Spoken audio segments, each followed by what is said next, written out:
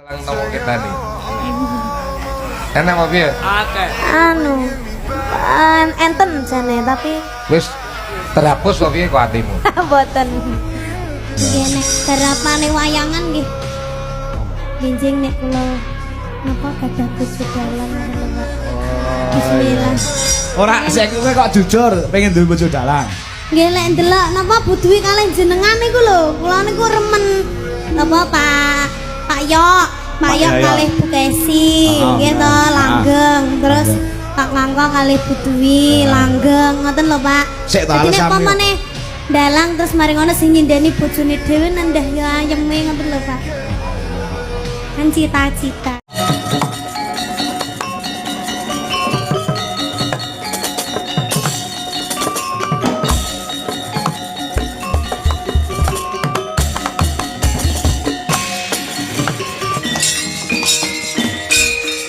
Satya tor miturut Hanut sumarah mring Gusti Dene Siddhi miwang utama Ong panindak ing praja ngadil bejo dadi bandara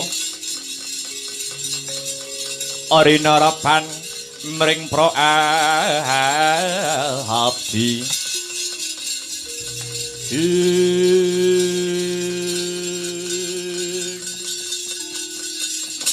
Amit pasang kalimantabi pisawaran kula sinabeto ing ila duni dumawaing tawang tuwang kula ingkang sowan sinuwun mengko dhisik ora teges Duryudana iki angkuh nanging pancen wae lagi weruh. Mula aku mitambuh sapa Brahmana kang nembe rawuh.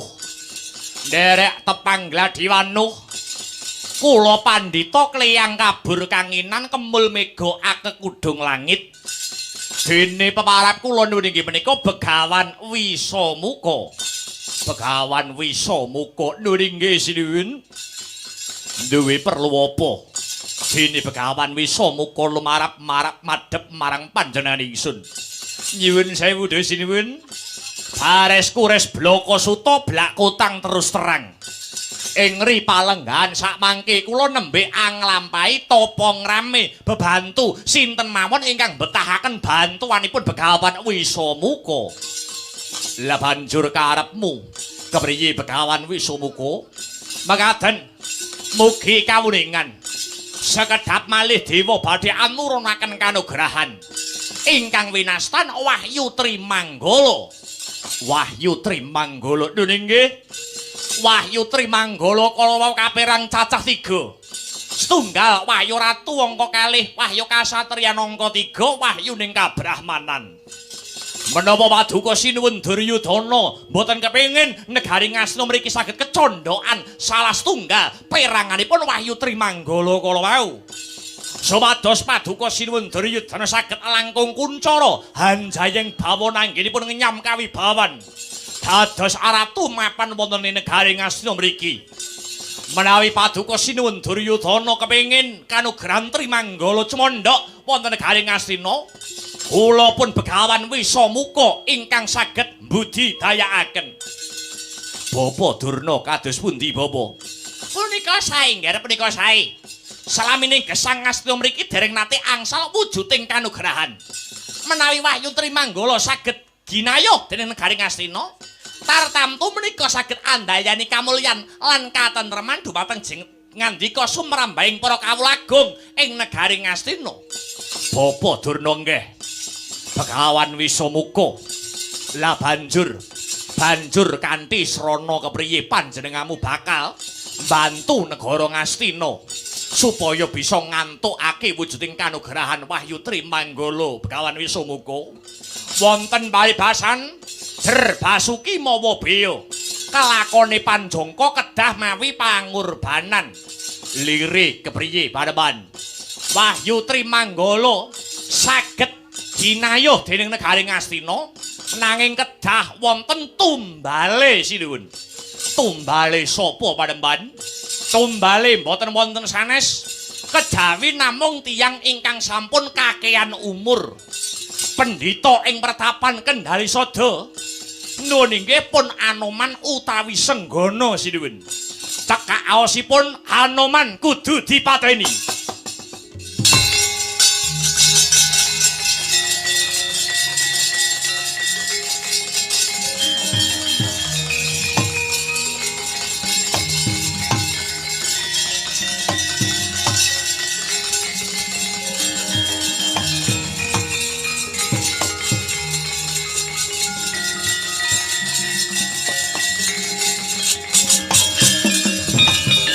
Agyatari sangapirang ngurinanggul ginempit gempit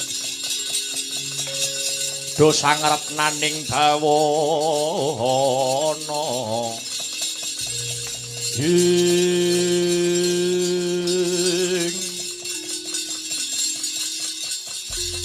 Anoman kudu dipateni lakar kados mekaten Desinuwun panjenengan apa saguh mateni Anoman. Anoman kuwi duweni kasekten kang linuwih. Mantan Gembong Senopati Suwela Giri. Nate mateni ratu sing sekti Mandraguna ya kuwi Prabu Dasamuka Ratu ing negara Ngalengka diraja duk jaman kepungkur. Ampun wasu melang Desinuwun. Kula badhe bidal dinten sakmangke. Mangke surup Surya. Kula sampun sagah mbeta batangipun pun Anoman. Bagus paman Pati Harya Sangguni paman. Kula wonten dawuhan Anggara Jaka Pitana. Aja nikahake laguning Panembahan Begawan Wisamuka. Para Kurawa kinen ndombani mbok menawa iki mengko ana bobol barating lelakon. Nuwun inggih nok-nok mangestaken dawuh. Kalilan kula nyuwun pamit Desinuwun. Duga ginawa ati-ati aja nganti keri Panembahan Begawan Wisamuka.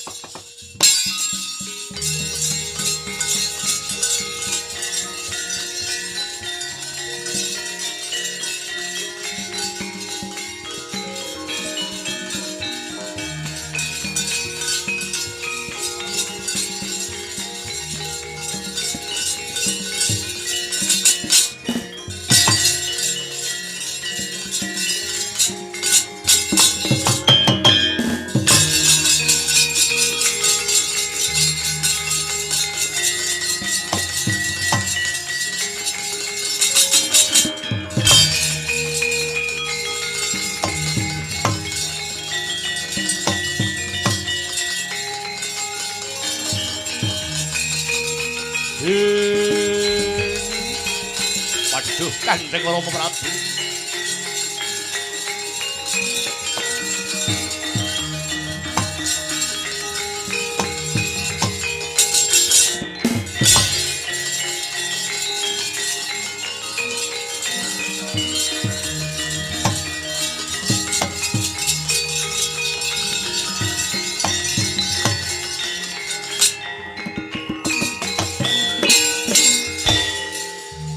Kados pundi Kanjeng Rama Dewaji?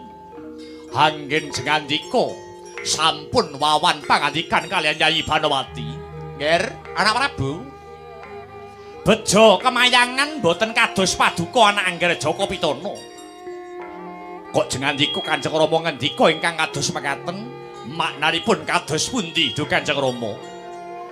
Anane ingkang garwa boten lumadi kalian paduka awit sampun diniati prihatin nyedhake rasa dhateng purbaning Gusti ingkang mrubeng dumadi lan malihipun wontenipun si Banowati mlebet wonten ing sanggara pamujan suwene 3 dina 3 bengi babar pisan boten medal punika boten muspra datanpa guna awit sekedhap malih keng garwa badhe nampi kanugrahaning Jawata perangane Wahyu Trimanggala nun inggih pun Wahyu Ratu nggih wela taala ya jagat dewa bathara jagat pramudita syukur bagi jumurung tinemuripun boten perkawis sanes nggih Kanjeng Rama boten kok nggih boten malah kepara ingkang Rama boten wangsul riyin dhateng negari kula Mandaraka keparenga ingkang Rama mangas Rama rumiyin dhateng negari Ngastina mriki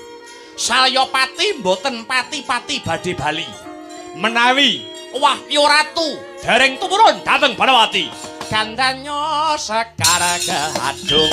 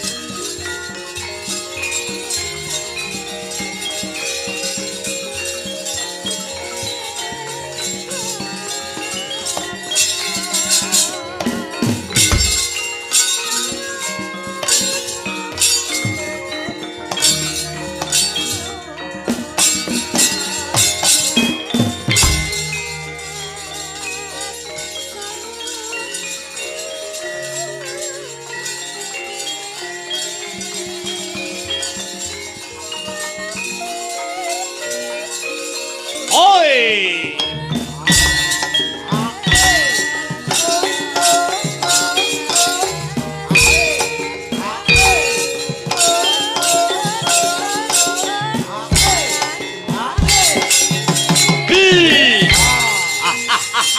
Gadung Dawoman. Yo!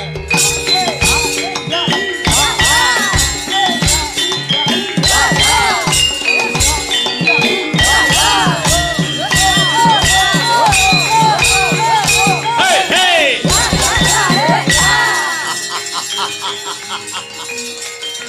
Yo! Oi!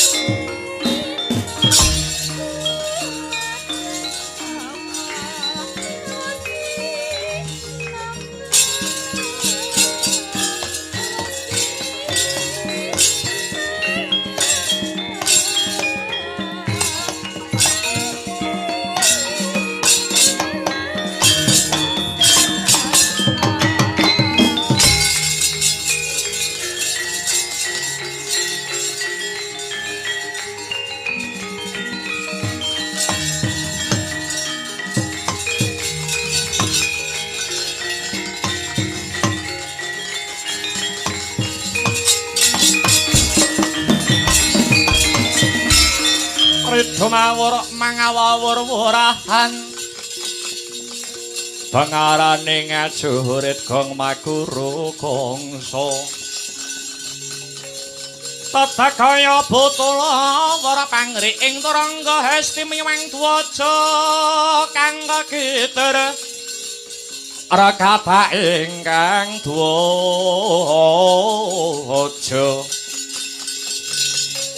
dwaja lalayu sebit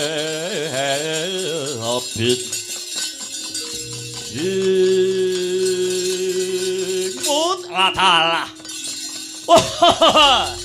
Paman Haryawarata Paman Haryawarati Paman Sengkuni ingkang sampun medaling jawiniti bendi Dursasana nyungsung warati paman punika Paman Sengkuna ingkang sampun medaling jaba nitih kreta Dursasana nyadhong Maratha Paman Sengkuna medal ing latar nitih Dokar Dursasana nyungsung kabar paman enggalo paring dawuh Yayah Dursasana lan Sata Kurawa kabeh wae mara coba dina iki rungokno gatekno kang sarta nglakonana wa sing pasewakan iki mau setinggil negara Ngastina ketekan pendhita anyar katon ingkang peparab Begawan Wisamuka paring dawuh kalamun ing ripalungguhan iki ana kanugrahan ingkang bakal tumurun sing jenenge Wahyu Trimanggala. Dene Wahyu Trimanggala perangane ana cacah telu ya kuwi siji Wahyu Ratu angka loro Wahyu Kasatriyan lan kang pungkasan angka telu ya kuwi Wahyu Kabrahmanan. Supayane Wahyu mau bisa cumandha ana negara Ngastina manut pangandikane Begawan Wisamuka kudu mawa tumbal. Tumbale ora ana liya ya kuwi makhluk sing wis kakyan umur. Ora ana liya ya kuwi si Anoman. Pendhita ing Kendali Sada. Kuwi lah. Niki dadi Kulawa kan mateni Anoman, Durmakati ya. Didombani ditutke lakune Begawan Wisamuka. Anggone duweni kesaguhan bisa merjaya kethek putih si Anoman. Cebol gayo lintang cecak kuntal cuagua. Maknane piye Durmagati? Take kelakone, Anoman wis nate mateni Latu Cekti Prabu Dasamuka. Lah kok Kulawa arep mateni Anoman? Kulawa musuh Petruk ora tau menang lho, Apa-apa iki penting usahane sik le. Sing penting usaha. Swatama kula wonten dawuh paman muga antuk pangasih saka Gusti ingkang Maha Asih. Kaya padatan ya nggih. Mara gagik sira metuwon jaba.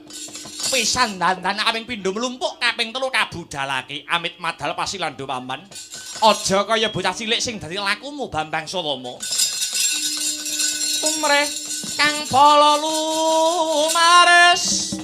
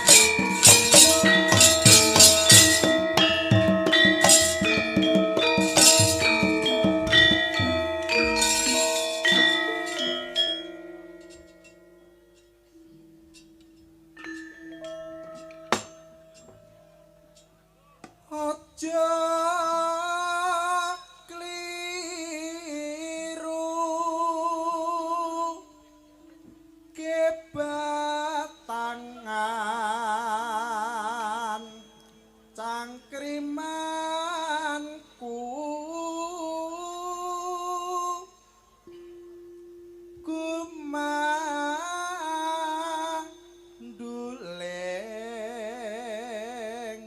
apang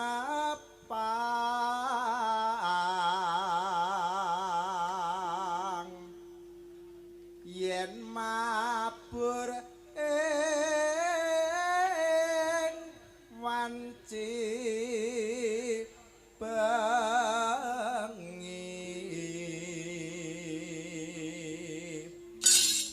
palam samwo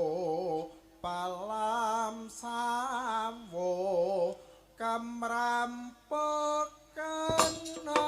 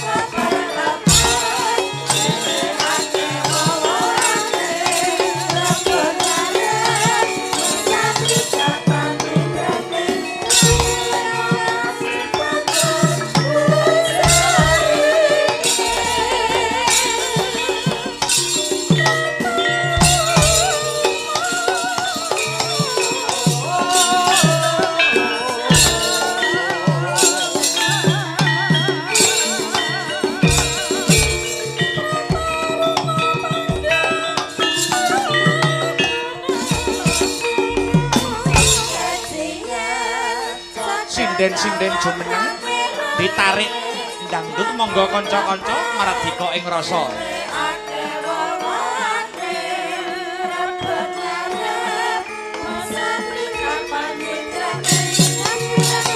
yo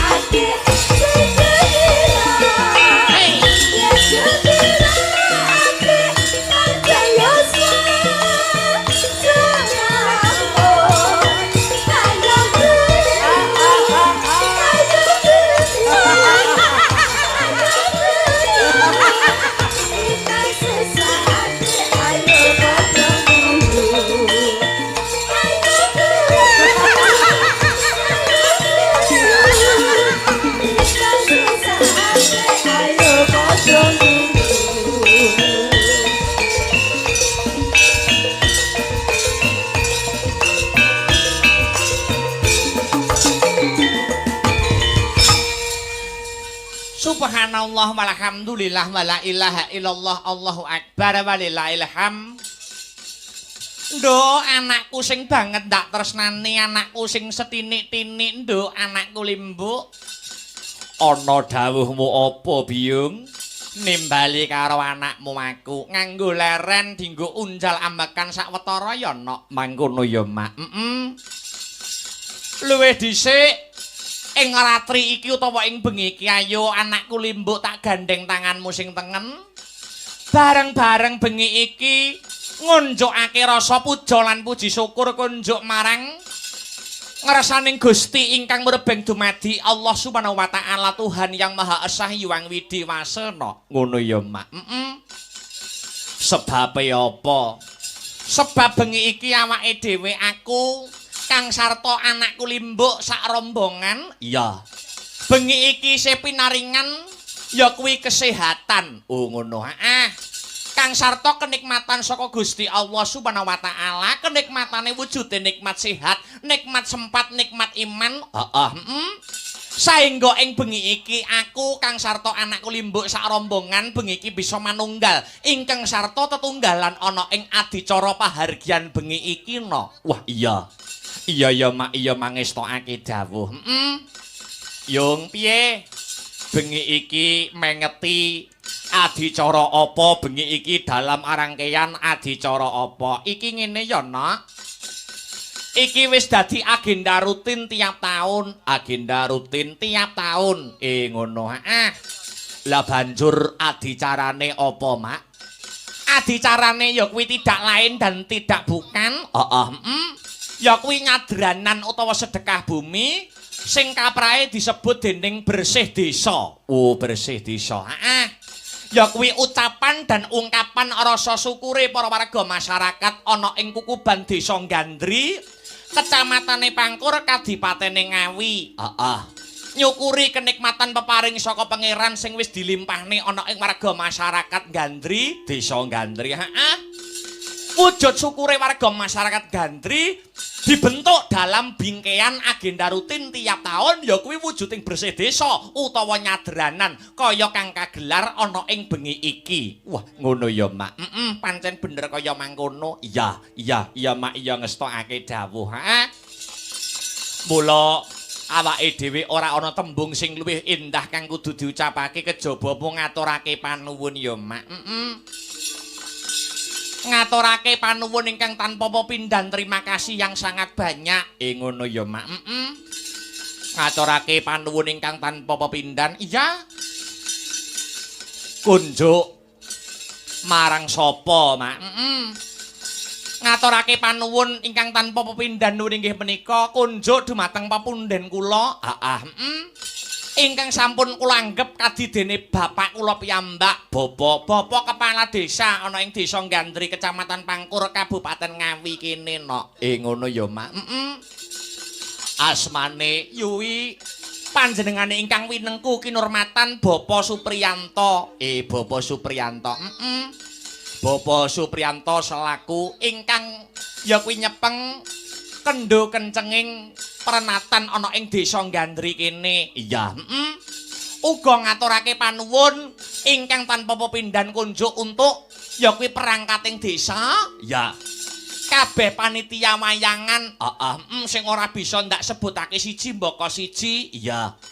Kang sarta untuk seluruh warga masyarakat ana ing laladan Desa Gandri kene no. Oh ngono ya, Mak. Kang wis paring kapercayan marang awake dhewe sakanca sanggar seni Astabrata. Awake dhewe isih ketiban sampur kinen paring lelipur ngaturake hiburan untuk para warga masyarakat ana ing Kukuban Desa Gandri kene. Iya. Iki wis kedua kalinya no. Iya, alhamdulillah wa syukurillah. Wong ya nyatane bersih desa adicara sing kaya bengi ngene iki wis merupakan tradisi run tumurun wiwit saka nama kuna kakek moyang nenek moyange awake dhewe dhisik. Ngono. Dadi bersih desa utawa nyadranan sing kagelar dening warga masyarakat ing Kukuban Desa Gandri iki wis agenda rutin tiap tahun. Agenda rutin tiap tahun sudah menjadi adat istiadat sing ora bakal ditinggalke no. Oh ngono ya, Mak. Tradisi turun temurun. Oh ngono ya, Mak. Dadi bersih desa nyadranan kuwi janjane dudu ajaran agama. Dudu ajaran agama, nanging iki adat istiadat. Adat istiadat kuwi tinggalane para leluhur-leluhur awake dhewe biyen, kang wis jinempono ing angin cinandhi ing ngawiyat. Oh ngono ya, Mak. Lah, waton adat istiadat utawa tradisi mau ing jerone ora tabrakan karo ajaran agama, ya fa insyaallah ora ana eleke, fa insyaallah ora ana rugine. Ngono ya, Mak. Iya ngestokake dawuh. Malah ana ing adicara bersih desa utawa nyadranan kang kagelar warga masyarakat desa Gandri kaya bengi iki. Ing jerone malah ana nilai-nilai positif, nilai-nilai spiritual, nilai-nilai religius sing iso diaplikasikan dalam kehidupan sehari-hari. Contone apa, Mak? Contone apa, tuladane apa? Ana ing ngadicara bersih desa utawa nyadranan, angka 1 ya kuwi ana nilai syukur no. Nilai syukur. Syukuran. Ya. Syukure para warga masyarakat Gandri marang purbaning Gusti Allah Subhanahu wa taala. Ya, syukur kuwi perkara sing penting, syukur kuwi perkara sing baku. Ngono ya, Mak. Ya ngestokake dawuh. Sak banjure nilai positif sing bisa diambil dalam acara bersih desa, sakmuse adicara syukur utawa nilai syukur ya kuwi ana nilai sedekah. Oh, sedekah. Utawa amal jariyah. Tegese warga masyarakat Gandri ing bengi iki ya kuwi paring dana rasa. Dana rasa. Dana weweh rasa wis ngarani. Dadi sing kepareng terhibur ana ing bengi iki ora mung warga masyarakat Gandri, ning para sutresna budaya di luar desa Gandri sing mencintai kebudayaan awake dhewe, wabil khusus pecinta wayang kulit. Ya, bengi iki uga melu seneng mergo entuk hiburan. Lah nyenengke atine wong liya kuwi wis diitung amal jariyah, kuwi wis diitung nilai sedekah. Oh ngono ya, Mak. Iya ya, Mak, iya ngestokake dawuh. Lah dene sing pungkasan nilai sing terkandung dalam acara bersih desa, nilai angka 3, nilai positif ya kuwi nilai silaturahmi. Oh ngono. Ngraketake tali paseduluran, ngraketake tali paseduluran, nglumpukke balung pisah. Ya, alhamdulillah ana ing taun 2026 iki, awake dhewe bisa nyambung silaturahmi ngraketake tali paseduluran meneh karo warga masyarakat ing desa Gandri kene. Oh ngono ya, Mak. Iya ngestokake dawuh. Pancen desa kene iki wit biyen nganti tekan saiki ya desa Gandri kuwi nek wis kadung cocok karo dalang siji kuwi ora ganti-ganti kok no. Oh ngono. Biyen sing wis nate ya kuwi ngasta cempurit utawa dalang ning kene kuwi ya saka Nganjuk sing wis marambah makaping-kaping. Oh ngono. Ya kuwi panjenengane swargi Pak Joko Suwani saka Nganjuk laladan Kutha Angin. Oh ngono. Kuwi yen ora kleru ping 10 punjul. Oh, ping 10 punjul. Ping 10 punjul Pak Joko Suwani tanpa pedhot, tanpa ganti dalang ana ing desa Gandri kene. Ngono ya, Mak. Iya. Saiki awake dhewe lagi rambah ping pindho, lagi rambah ping pindho. Oh iya, muga-muga awake dhewe sing sowan ana ing laladan Gandri Kecamatan Pangkur Kadipaten Ngawi kene ora mung mandhek ing taun iki, nanging iso disambung ana ing taun-taun ing ngarep ya, Mak. Amin, amin ya rabbal alamin. Pancen sing disuwun kaya mangkono no. Ya, nalikane mau aku pas lungguh ana ing kursi undangan, aku karo bapak-bapak panitia jane wis digojloki kok, Nduk. Oh, digojloki. Karo sing padha lenggah ana ing tamu undangan, nek gojloki piye? Ayo. Mas Akbar niki ketoke pun cocok warga masyarakat. Ayo, niki jenengan pun ping kalih to? So nek pun genep ping 5 gratis tunggal nggih, Mas. Oh iya. Wis diancam ngono no. Iya. Ya mboten ping 5, Pak. Mboten ping 5 ujar, kula mboten kaul. Angger warga masyarakat desa Gandri mriki kok nanggap konsisten tanpa pedhot dalang akbar sak sanggar seni Astabrata, heeh. Bakal tak paringi gratisan siji angger wis nanggap aku ping 1. Kudu luwih apik tekan taun iki. Taun ngarepe nek kudu luwih apik neh, kudu luwih apik neh. Ngono ya, Mak.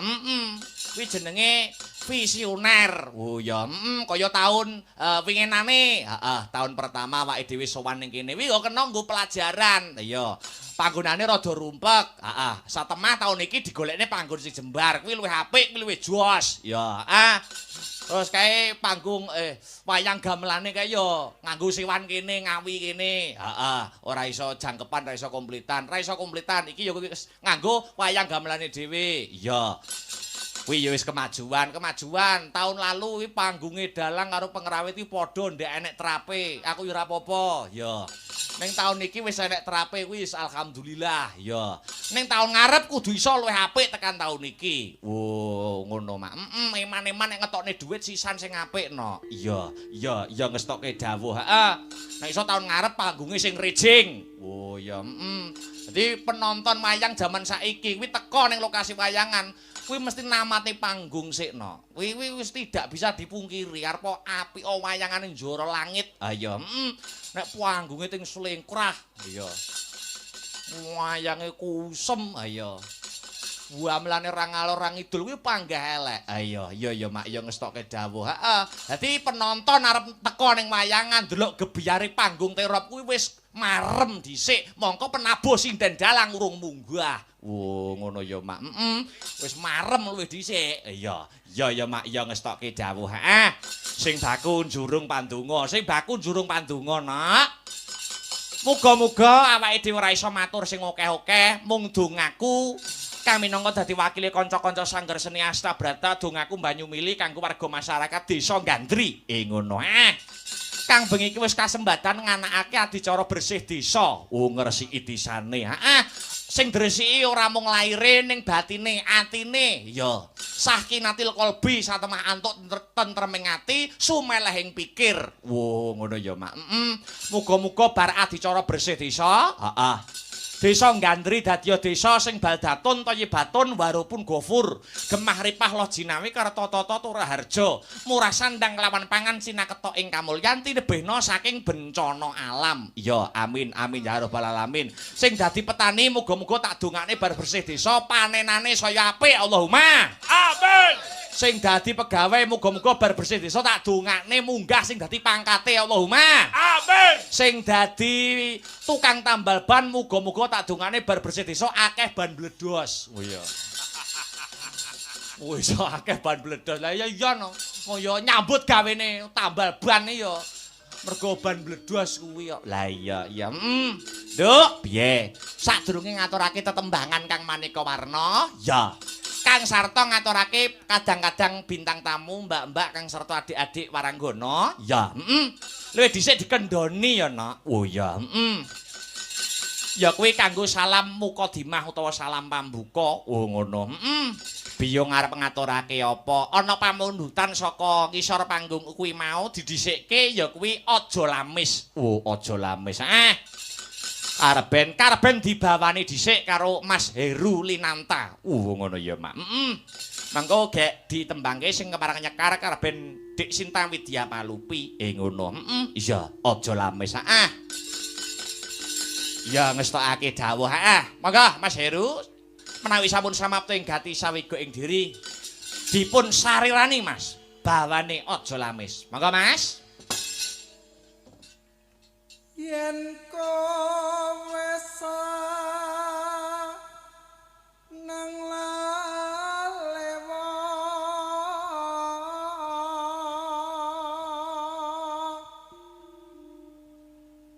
adaan senang lames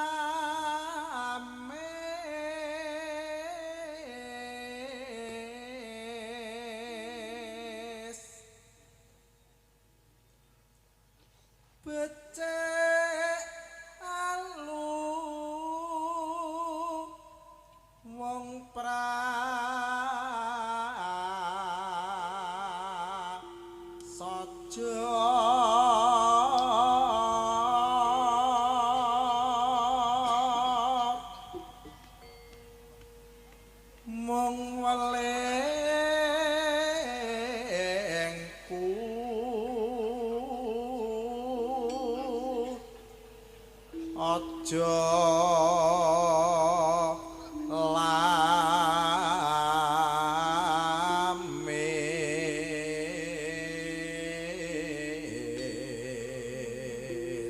Tembang menika nggih kula kintunaken dumateng sedaya para panitia. Iya, sing wis bot repot lumadining terselenggaranya pagelaran pada malam hari ini. Moga bisa kanggo jampi saya tombo kesel ya, Mak. Pancen bener. Mangga Mas, dipun lajengaken. Heeh. yen kowe senang lamis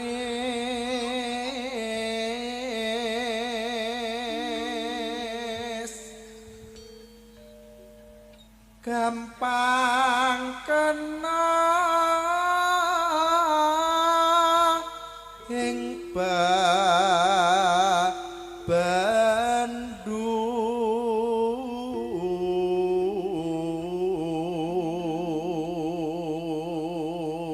Iki uga disiarne langsung live streaming via YouTube. Oh ngono. Channel YouTube-e ya kuwi Astabrata Media no. Oh ngono.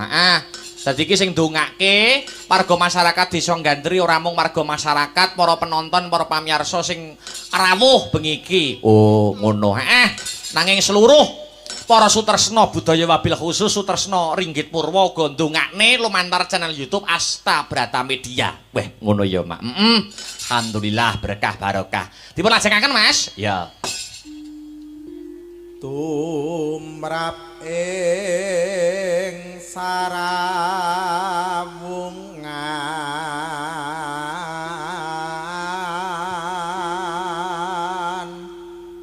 mbok aja sok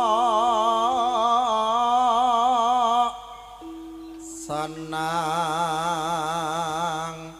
lamis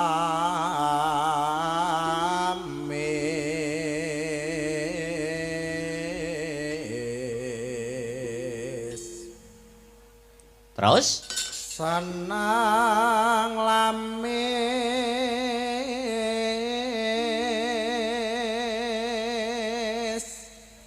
padha karo senang citra